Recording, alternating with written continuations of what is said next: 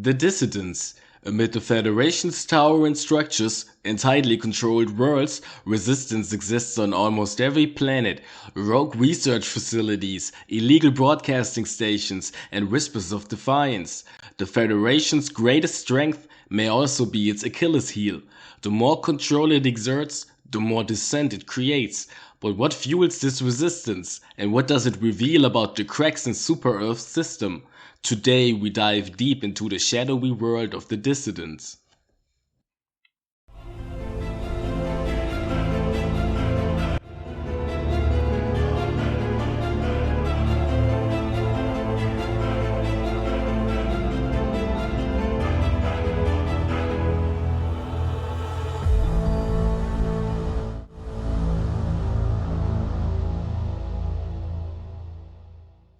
Super Earth, the supposed pinnacle of human achievement, a unified world governed by managed democracy, where citizens are told their choices shape the future. But in reality, advanced algorithms transform their will into scripted outcomes. This system hides a darker truth. True accountability lies not with the citizens of the Federation, but with those who design the system. This illusion of freedom is enforced by the citizenship classification structure, a tiered credit system where obedience buys privilege. Housing, education, and even the right to raise a family depend entirely on loyalty. Here, freedom isn't a birthright, it's a reward for obedience. For most, this is the price of freedom. But for dissidents, it's a prison disguised as a paradise. The Federation thrives on absolute loyalty. To question authority is treason, and betrayal, even within the family, is rewarded. Have any of your friends or family members been behaving unpatriotically? If so, report them to your local loyalty officer for immediate re-education. Remember, freedom dies in silence. Children of Super Earth, keep an ear trained on your parents for signs of rebellion. Signs include disparaging Super Earth, distrust in managed democracy, asking questions, and any sentence that includes the phrase alien rights. A report today is a life saved tomorrow. Even reproduction is a privilege granted only to the most loyal or distinguished citizens. For some, these acts of devotion spark something unexpected, doubt, and for a growing number of people, this system offers nothing but fear and control. Through relentless propaganda, citizens live in a state of manufactured fear, their thoughts shaped by the Federation's narrative. Illegal broadcasts remind them that the world isn't as it seems. Most are swiftly destroyed by Federation forces. Still, whispers of these messages spread. Despite the risks, dissidents continue their efforts, planting seeds of doubt, one citizen at a time. Society is heavily militarized, and there is no escape for those critical of the Super Earth system. Once citizens reach the age of 16, they are given a bolt-action rifle and mandatory military training intensifies. For the average citizen, loyalty means trading freedom for fear and security for control.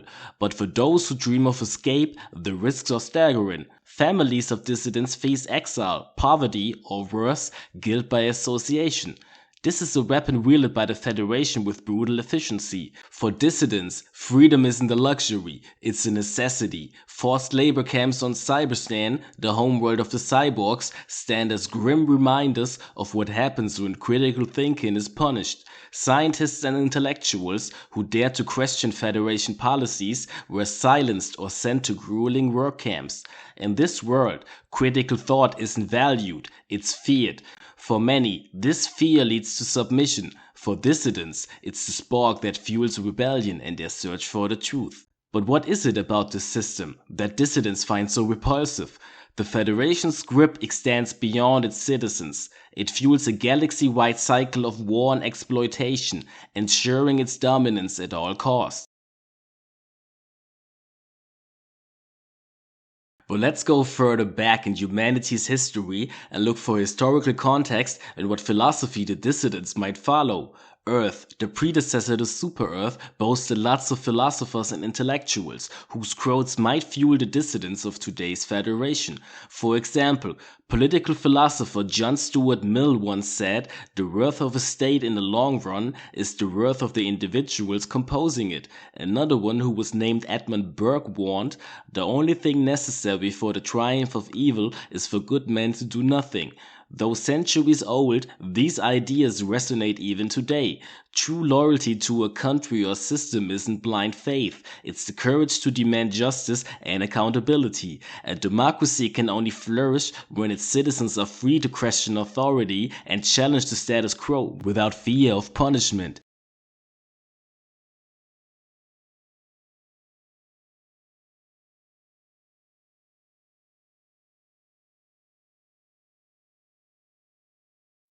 The widespread conflicts keep Super-Earth's citizens compliant. The looming threats of annihilation by the Bugs, Cyborgs, and Illuminate are ingrained in every mind. Fear binds citizens to the Federation's harsh conditions. Propaganda ensures that even the smallest deviation is seen as aiding the enemy. But let's put this Super-Earth bias aside and look into every faction the Federation is in conflict with and which ulterior motive might play a part. The Bugs, the Fabricated threat. Super-Earth paints them as invasive species threatening humanity's survival, swarming our colonies, destroying our cities.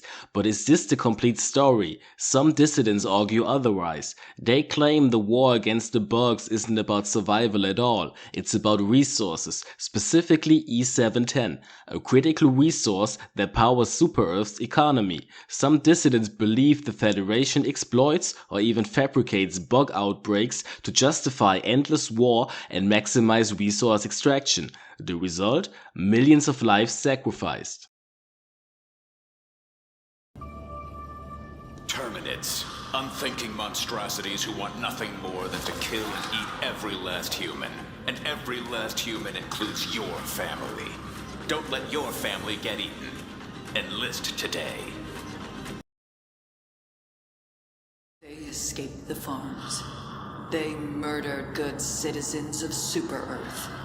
Now, they're coming for you. The only thing that can stop them? A strong economy! Don't let your family get murdered.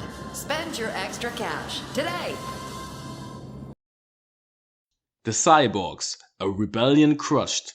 Next we have the Cyborgs. Officially they're terrorists, humans who turned their backs on the Federation to augment their bodies and reject their humanity. But what's the real story? The Cyborgs were once citizens of Super-Earth. Augmented to survive harsh conditions, they sought independence, and independence the Federation brutally suppressed. Rumors even suggest a false flag bombing was used to blame the Cyborgs as aggressors and justify the war. After their total defeat in the First Galactic War, they were re-enslaved and are now forcefully fueling Super-Earth's industrial and military growth. Their children, the automatons, allegedly are fighting to free their creators on Cyberstan. History matters. After the First Galactic War, Super-Earth kindly allowed the cyborg secessionists to live, giving them stable work deep within the mines of Cyberstan.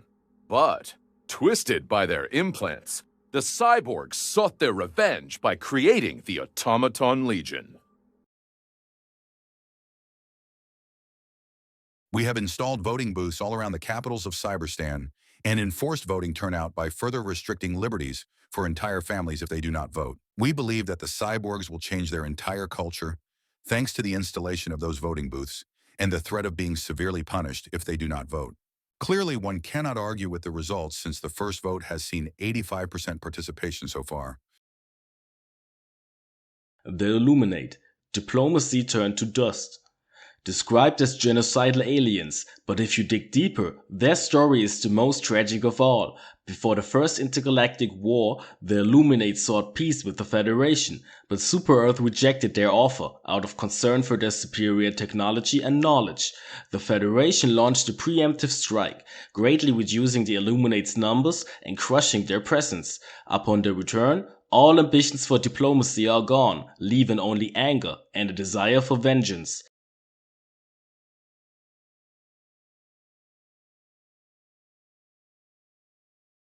Good evening. I'm your host, Coretta Kelly.